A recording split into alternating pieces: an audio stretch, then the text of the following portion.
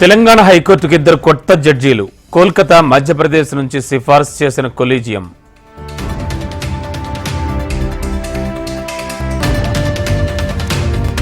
తెలంగాణలో సీఎం కుర్చీ చుట్టూ జరుగుతోన్న రాజకీయం. చేత కాకపోతే తానే సీఎం అవుతానన్న మాజీ మంత్రి హరీష్ రావు.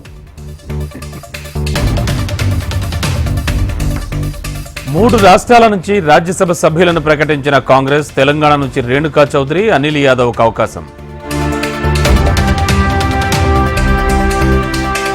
తనను ఎంపీగా ప్రకటించినందుకు కాంగ్రెస్ హైకమాండ్కు కృతజ్ఞతలు. యువతను రాజకీయాల్లోకి తీసుకురావడమే రాహుల్ గాంధీ లక్ష్యమన్న అనిల్ యాదవ్.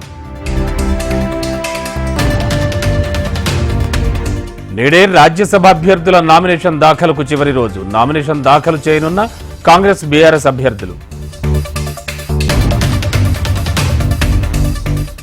తెలంగాణ బీజేపీ ఎల్పీ నేతగా ఎన్నికైన ఏలేటి మహేశ్వర్ రెడ్డి. అసెంబ్లీ కార్యదర్శికి లేఖ రాసిన బీజేపీ చీఫ్ కిషన్ రెడ్డి.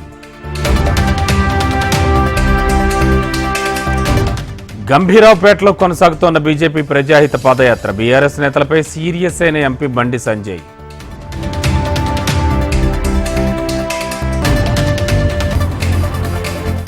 మండమాలిగే పండగతో ప్రారంభమైన అసలు మేడారం జాతర. అధికారిక పూజలతో ప్రారంభించిన మంత్రి సీతక్క. మెదక్ నియోజకవర్గం అభివృద్ధి ధ్యేయంగా పనిచేస్తానన్న ఎమ్మెల్యే. 80 లక్షలతో పలు కార్యక్రమాలు రూపొందించిన రోహిత్.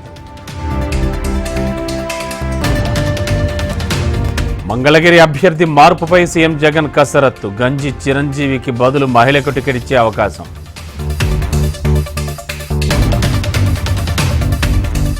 హైదరాబాద్ను ఉమ్మడి రాజధానిగా కొనసాగించాలి అనేది తమ ఉద్దేశ్యం కాదు. వైవి సుబ్బారెడ్డి వ్యాఖ్యలను వక్రీకరించారన్న మంత్రి బొత్స.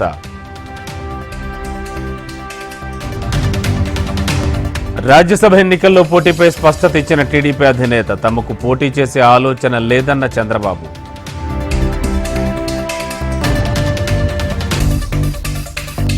మూడు రాజధానులతో ఇప్పటికీ అయోమయంగా ఉందన్న బీజేపీ ఎంపీ. హైదరాబాద్ రాజధాని అంటే ప్రజలను అవమానపరచడమే అన్న జీవీఎల్ నరసింహారావు.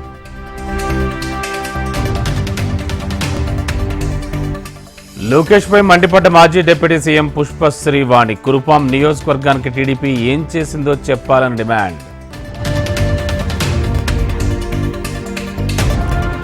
పల్నాడులో మీసం తిప్పిన మాజీ మంత్రి అనిల్ యాదవ్. తాడేపల్లి దేవుడు చెప్పినట్టు వింటానని స్పష్టం.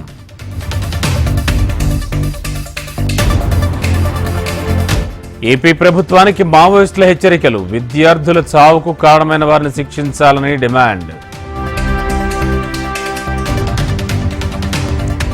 ఢిల్లీ లిక్కర్ కేసులో కేజ్రీవాల్ కు మరోసారి ఈడీ సమ్మన్లు. ఈ నెల 19న విచారణకు హాజరు కావాలని ఆదేశం.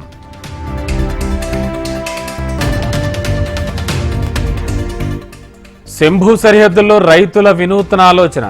టియర్ గ్యాస్, డ్రోన్లకు పతంకులతో చెక్.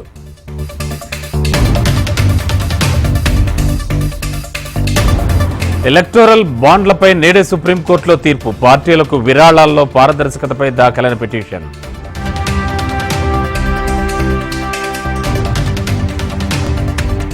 అబుదాబిలో హిందూ ఆలయాన్ని ప్రారంభించిన మోడీ. భారత సాంప్రదాయాల ప్రకారం ప్రత్యేక పూజలు.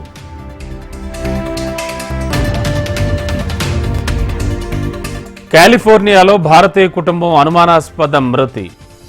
కారణాలపై దర్యాప్తు చేపట్టిన పోలీసులు.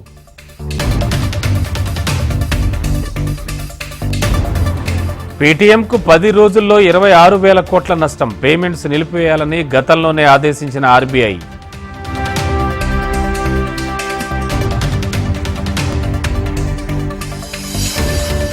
రోహిత్ సారథ్యంలోనే T20 వరల్డ్ కప్కు భారత్. జూన్ నుంచి ప్రారంభం కానున్న టోర్నీ.